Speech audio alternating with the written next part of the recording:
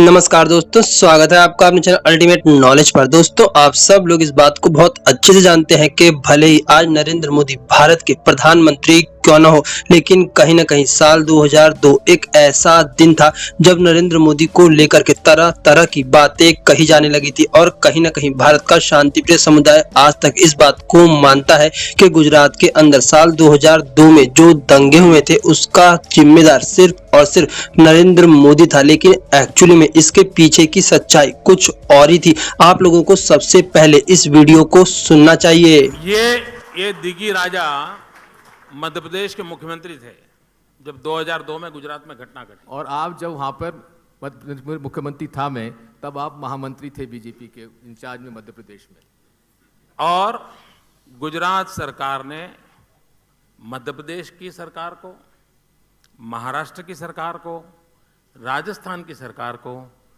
तुरंत फैक्स चिट्ठी भेजी कि मुझे तत्काल पुलिस की मदद चाहिए, आपका पुलिस फोर्स मेरे यहाँ भेजिए। तीनों Congress rule state, I am talking about 2002 Farooq साहब। और इन्होंने मना कर दिया। इन्होंने मना कर दिया। मित्रों, आज भी हमारे देश में कहीं कोई घटना घटती है, एक राज्य दूसरे राज्य में पुलिस फोर्स की मदद भेजता है। ये तीनों राज्य कांग्रेस ने मदद करने से इनकार कर दिया। मित्रों, मैं कभी इन विषयों में दोस्तों, इस ऑडियो को सुनने के बाद आप लोग इस चीज को तो अच्छे से समझ ही गए होंगे कि अगर कांग्रेस की सरकारें चाहती तो गुजरात में पुलिस भेज करके वहां पर स्थितियों को नियंत्रित करने में गुजरात सरकार की काफी सहायता कर सकती थी। लेकिन ऐसा कांग्रेस की सरकारों ने बिल्कुल भी नहीं किया। दोस्तों, किसी भी राज्य के अंदर जब असामाजिक तत्व बहुत ज्यादा हावी हो जाते हैं और राज्य के हाथ से परिस्थितियां निकलने लगती है, तब राज्य अपने पड़ोसी राज्यों से मदद मांगते हैं, जैसा कि उस समय गुजरात की सरकार ने किया। लेकिन कांग्रेस की सरकार ने किसी भी तरह की मदद देने से साफ मना कर दिया।